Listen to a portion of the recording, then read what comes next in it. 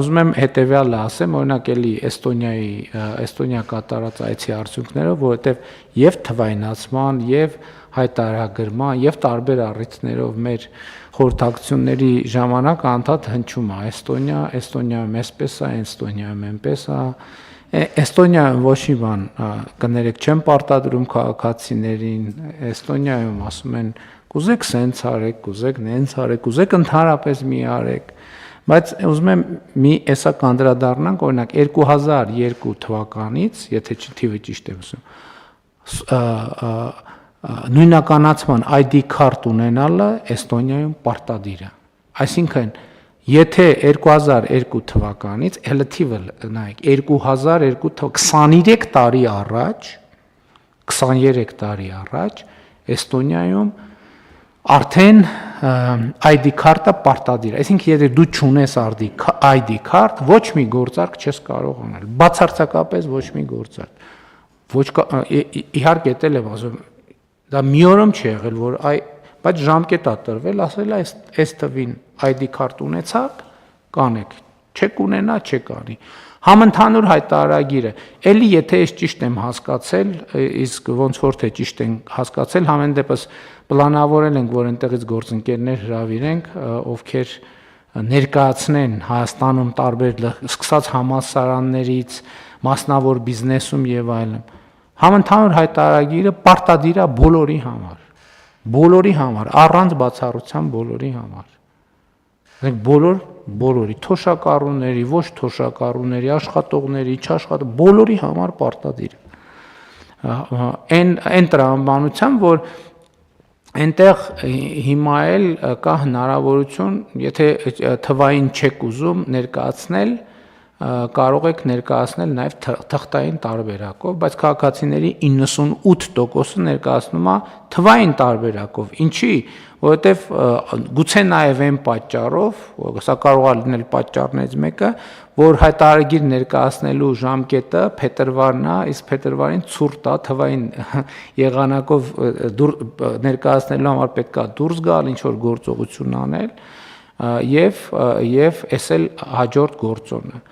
Օրինակ մենք նաև խոսում էինք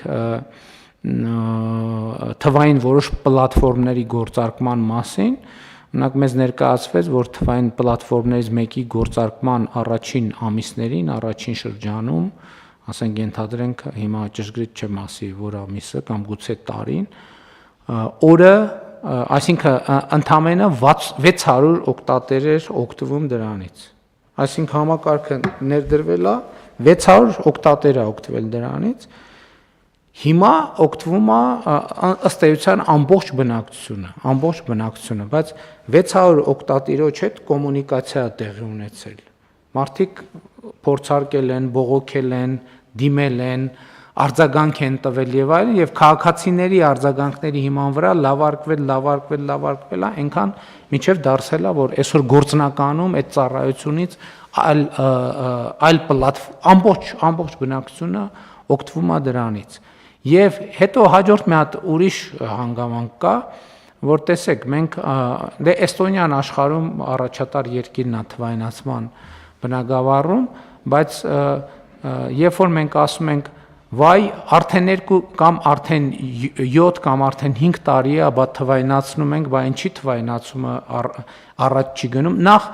քանի դեռ բոլոր քաղաքացիները չունեն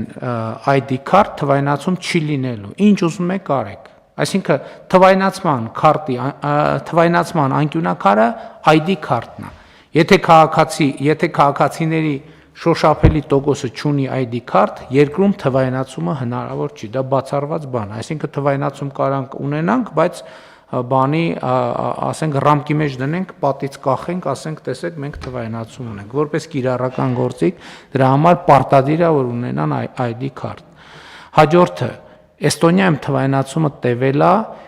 անցած տարի իրանք թվայնացրել են իրանց վերջին ծառայությունը հանրային, որը թվային է, Էստոնիայում թվայնացումը տևել է ինչքան։ Ուղիղ 35 տարի։ Ուղիղ 35 տարի։ Եվ սա նույնպես կարևոր արձանագրում է։ Այդ մենք նեղում ենք, ասում ենք ոնց անցած տարի բանը բյուջեով ընդունեցինք, այս տարի ոնց էլ չենք ավարտել թվայնացումը։ Դե այդ թվում չենք ավարտել, որովհետև նրանք ովքեր ավարտել են, սկսել են 40 տարի առաջ։ Մենք ուզում ենք այսօր սկսենք, վաղը ավարտենք։